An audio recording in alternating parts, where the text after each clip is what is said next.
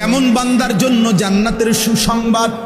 এক নম্বরে হলো, আমি আল্লাহর জিকির যখন করে সাথে সাথে যখন তাদের অন্তর আমি আল্লাহর ভয়ে কাঁপতে থাকে, তাদের জন্য জান্নাতের সুসংবাদ।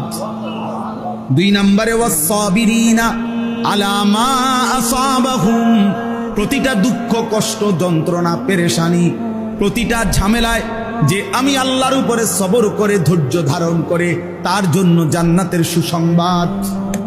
তিন নম্বরে ওয়াল মুকিমিস সালাহ, 5 ওয়াক্ত নামাজ যে ঠিকমতো আদায় করে, আমার এমন অনুগত বান্দার জন্য জান্নাতের সুসংবাদ।